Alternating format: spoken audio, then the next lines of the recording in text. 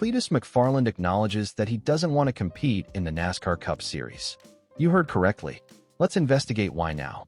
The same person who used to view NASCAR as a huge opportunity is now publicly stating that he no longer wants to compete in the Cup Series. And the explanation is actually far more fascinating than most people realize. Because this is not a tale of quitting. This narrative serves as a reality check.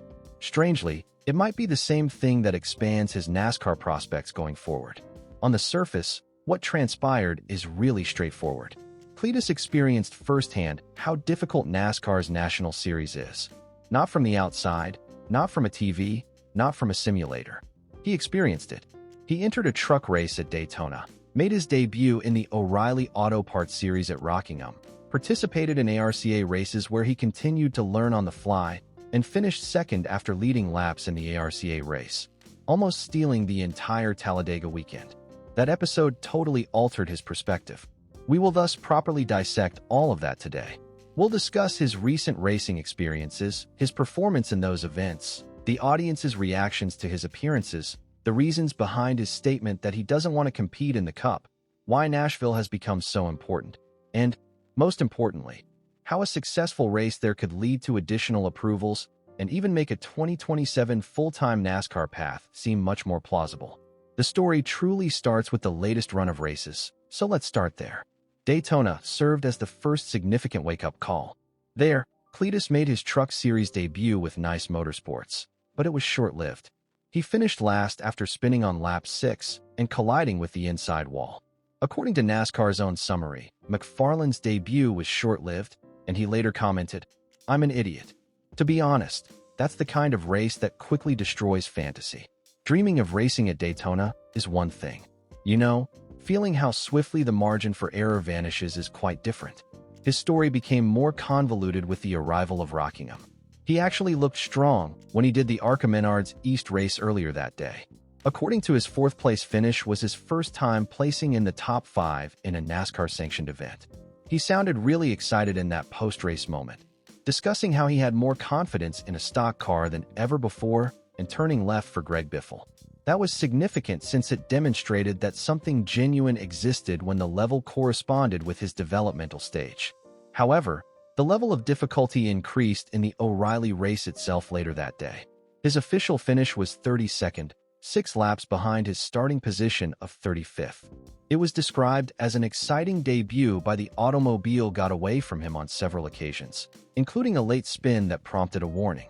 In addition to finishing the race, he discovered the true steepness of the following ladder rung. He acknowledged, "I am way in over my head," according to Foxy Sports. To be honest, that statement arguably sums up the entire narrative better than anything else. However, this is what made Rockingham significant. He made it through it. The entire field was not destroyed by him. He reached the finish line. He gained knowledge. That was respected even by some of the veterans in the garage. Given all the hoopla on social media, Justin Allgaier told Fox Sports that he was glad of McFarland's effort to have a good day. That does not imply that Cleetus abruptly established himself as the leader of the O'Reilly field. It indicates that he has shown his ability to endure a difficult day, process it, and move on. The tone of the entire discourse was then altered by Talladega and ARCA. He began on the 20th. He entered the top 10 very soon. For the first time in his ARCA career, he led laps. And by the time the race reached the last dash, he was all set to win before Andy Jen Koch passed him, and Cleetus came in second. He missed a wreck. Thus, his 12th place finish was hardly fortunate. In one of the most exciting races of the weekend, that was a respectable runner-up result. People both inside and outside the sport had to start taking the advancement more seriously after that. There is a viewership angle. Therefore, this is another important part of the story. Cleetus is more than just a vehicle on the racecourse. He's attracting attention. The O'Reilly race on the CW drew one at Rockingham.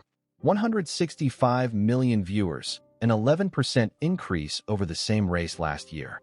The ARCA race in Talladega then attracted an average of 446,000 viewers, a 41% increase from the previous year.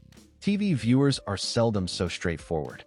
Therefore, I want to exercise caution and not attribute all of those additional viewers to a single factor. However, it's safe to argue that his visits have coincided with actual audience bumps. and NASCAR is aware of this. Additionally, he draws millions of viewers to YouTube, which is precisely the kind of audience the sport has always desired. And that's why his confession is so intriguing. He says something that sounds almost anti-hype, just as his reputation is growing. Talladega has made him appear more credible than ever, and the Cleetus effect debate is intensifying. This was the quote that caught everyone's attention. "I really don't want to race the Cup now that I'm in this. I find that terrifying." He added that there is a huge skill gap between him and those Cup drivers. That is genuine humility. That isn't a PR-safe response. That's a man who experienced the equipment, velocity, pressure, and standards up close enough to realize the true magnitude of the leap. To be honest, I believe that comment was helpful to him because one of the main criticisms of Cleetus from the beginning was that he was simply another internet celebrity attempting to get ahead. Another man with a sizable fan base believed he could enter elite stock car racing right away due to his wealth, notoriety, or connections.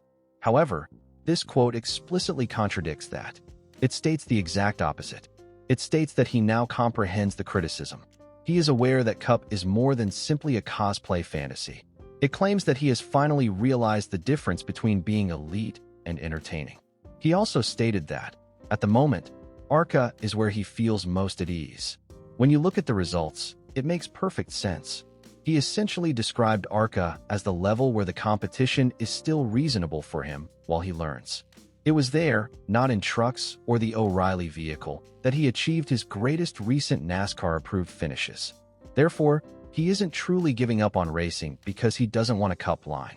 He is focusing his attention to the point where he can truly construct something.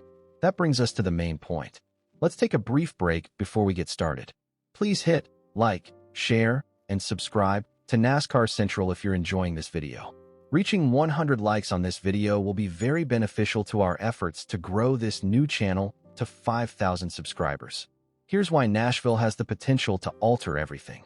The O'Reilly race in Nashville is McFarland's next destination, according to NASCAR Vice President Mike Ford.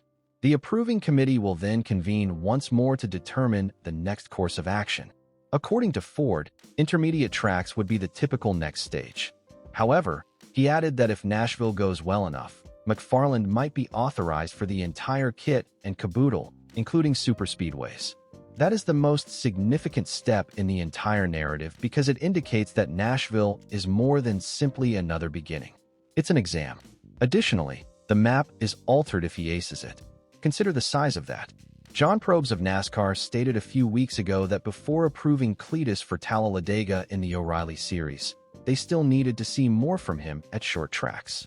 After Cleetus led laps and finished second at Talladega in ARCA, the discussion abruptly changed from not yet to, let's see what Nashville tells us.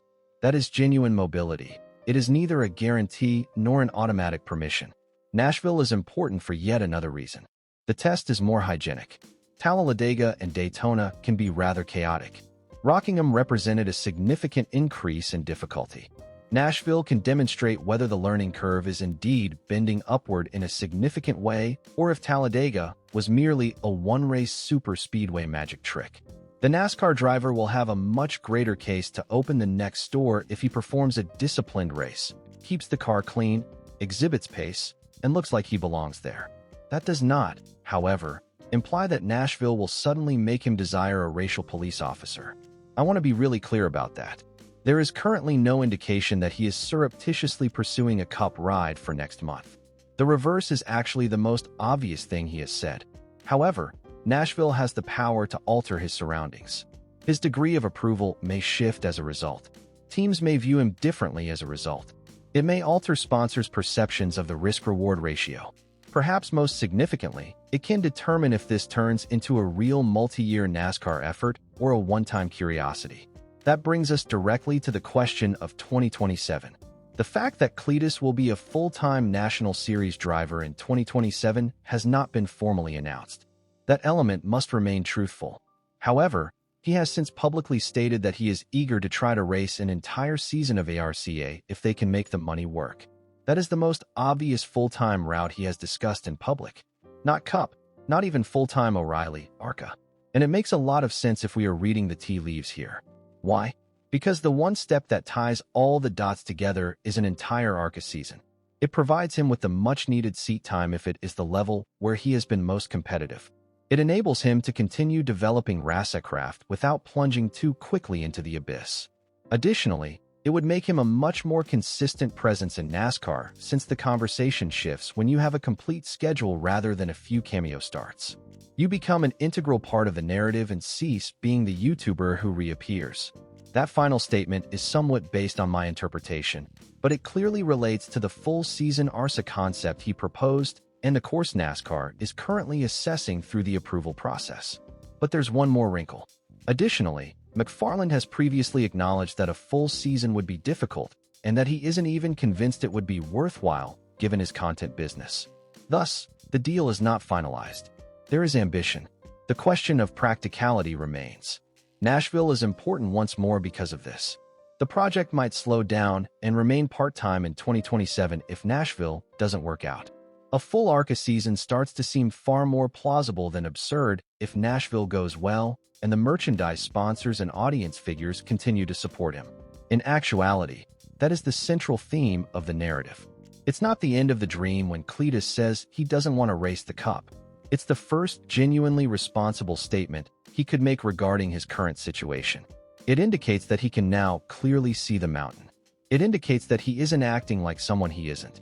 Ironically, this honesty may be precisely what makes this entire NASCAR run more durable. Because the drivers who finish last are typically aware of their current level, what they still need to learn, and which rung they truly belong on next. Thus, this is the true lesson when you remove the headlines. Cleetus McFarland is not currently pursuing a cup. His goals in NASCAR are competence, acceptance, and a long-term career. He has learned some harsh lessons from his recent races, gained some credibility, achieved a few tangible outcomes, and demonstrated that people pay attention when he shows up. Nashville is now the turning moment that might determine whether this remains a sideshow or develops into a much larger long-term strategy.